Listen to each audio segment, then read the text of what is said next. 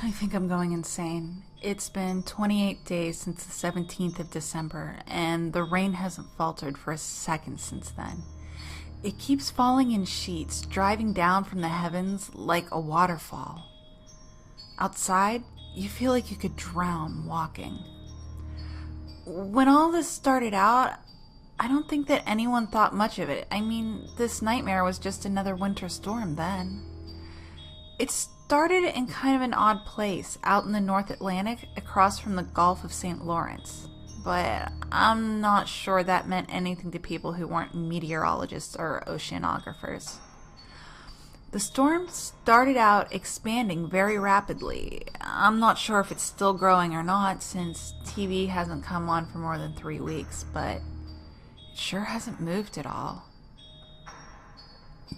Things started looking more bizarre when the wind failed to move the storm. It just kept hammering New England, growing south along the coastline from Maine all the way down to where I live in Nassau County, just outside of New York City. The weather forecast changed every few minutes as forecasters revised their estimates, going from saying that there were going to be light flurries to saying there would be a few inches of snow to saying that there would be an absolute blizzard across the city and that everyone should stay inside. My wife Sarah couldn't heed the warning though. She had to go to work and I had to stay home and take care of our 5-year-old daughter Tanya. When my wife walked outside that morning, I promised her that I would keep Tanya safe.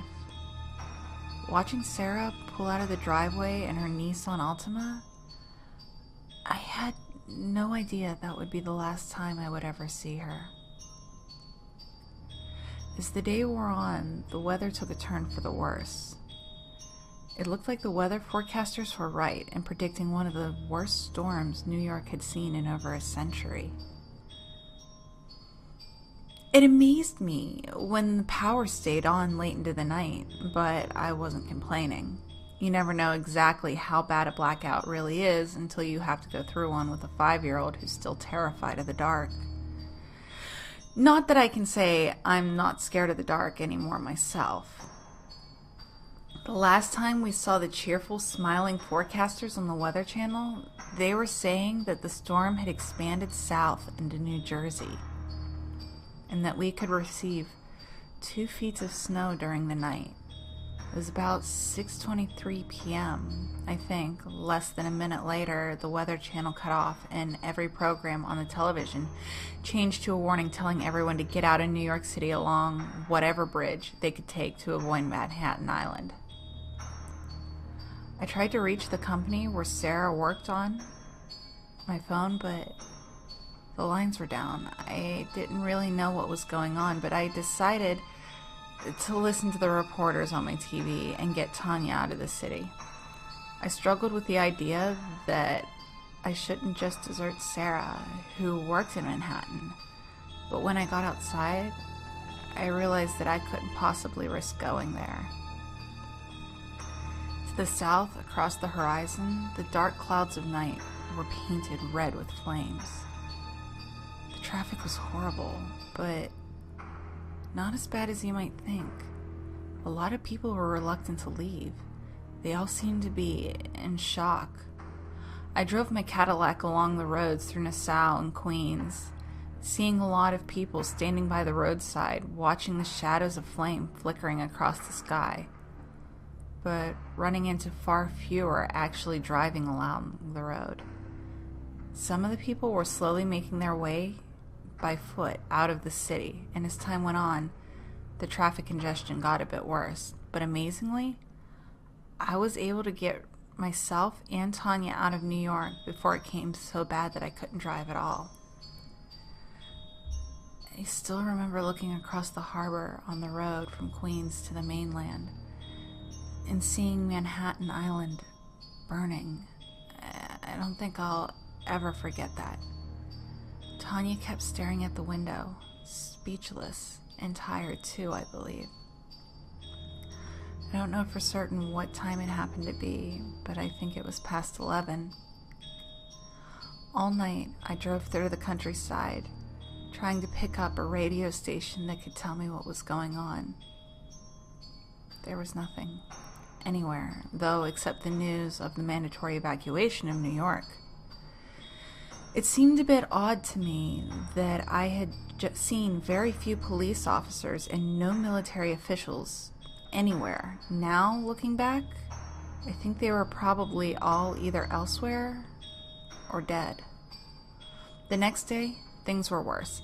The weather started getting warmer and the snow turned into rain. Piles of snow by the roadside were melting. The blacktop was covered with water and mud. The clouds kept getting darker as the day went on and as we ran into more and more traffic coming from places all along coastal New England. The radio evacuation order was going out then to everyone from Massachusetts south to New Jersey. By the time night fell, it was pretty hard to tell night from day. Tanya started asking me where her mother was, and I had to lie to her and tell her that Sarah was okay. Really, I was lying to myself too. I thought that maybe she was somewhere along the highway right now, safely in her silver Altima. I have no doubts now that she was already dead. We eventually had to pull off the road to go to sleep in our car. There were some strange sounds in the night around us, and my daughter kept waking up, scared that the monster she believed to be living under her bed and the sow were with us, living under the car. I told her that it was just her imagination, but I couldn't help hearing the scratchings on the undercarriage or the occasional low purr coming from somewhere further out in the night. When morning came, everything seemed well again. That is, until I got moving. I wanted to believe that the sounds that I had heard the night before and the ever-present sense of something out there in the night had all been figments of my imagination. But what I saw along the roadside shook that pleasant notion from my head.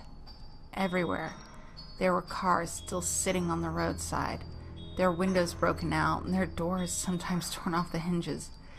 In front of some, deep trails led through the melting snow off into the distance. There's no way that I was going to stay in the car that night. Instead, I chose to find a house along the road which looked empty, and well, I broke in. To be more accurate, I knocked on the door and it creaked open on its own. No one was inside, so I decided that Tanya and I could stay there for the night. The door locked safely and securely behind us, and we seemed to be safe. We've been in that house ever since. At first, we stayed in the upper part of the house, but as nights wore on and days grew together into one dark, pitch-black blur, we decided that the basement was probably safer. Just in time, too. Soon after we went down into the basement, I heard something break down the front door and crash around the upper part of the building, toppling tables and knocking over the television. Time passed slowly, eternally dragging on. The temperature kept getting warmer and warmer until it began to feel more like the middle of summer than the middle of winter. Then, one night, I think, it was impossible to tell, the world around us grew warmer than the inside of an oven. I can't say the temperature was lower than 150 degrees. It was almost literally scalding. A little bit of water started to creep into the basement through the windows on the high walls, and I and my daughter tried to stay out of it because it was nearly hot enough to boil. That was the night I saw something I really wish I could just unsee. My daughter went to sleep early. She was tired and I think a little sick. For a little while I let her sleep alone, choosing to look out through one of the closed windows, where no water was pouring in. At first, I saw nothing but the pitch black of the storm. Then I noticed something out there in the night. A few darkly glowing patches of luminescent green coming from something I couldn't see. I watched them for a while as they bounced through the depthless darkness, moving along at a distance that I really couldn't understand. Then, there were several bright flashes of lightning, and I realized that what I was watching was much larger than anything I could have possibly imagined. How tall it was, I'm not totally sure, but I know it had to be bigger than a mountain. It was still just a shadow in the distance, but it had enough form for me to know that it was not normal, even in the twisted alternate version of reality which comes with the storm. I could feel the heat coming off of it, coming through the window like an open fire less than an inch from my face. In its wake, there were flames sprouting up from the forests of southern New York, casting black trails of smoke against the black sky. Soon the light from the brief outburst of lightning strikes fell away, but the green glow continued. I kept watching for a while before going back to sit with Tanya. Those images burned forever in my mind. When morning came, the world was a bit cooler. As the next day wore on, and the day next after that, the temperature went even lower, and so did our stocks of food. The owners of this house had a few weeks' worth of food in the basement. Apparently they were farmers who kept old traditions of canning and drying their own produce. It lasted us a little longer than I thought, but now we've been out for a while. I think that I and Tanya are going to head out. If the car works, we take it. If it doesn't, we'll figure something out. There's water everywhere, and it's more than a foot deep on the flat land here. The ground reached its saturation point weeks ago, and the water hasn't had time to drain away fully. I don't know what's going to happen. If it keeps raining, I guess this part of New York is going to join the Atlantic Ocean. I'm just thinking that maybe we can get to safety somewhere. There has to be some place where the storm hasn't reached. I'm leaving this note here in case someone finds it eventually. I just want there to be some remnant of I, Tanya, and Sarah passing through this world. I don't want us all to just be 3 more faces in the storm.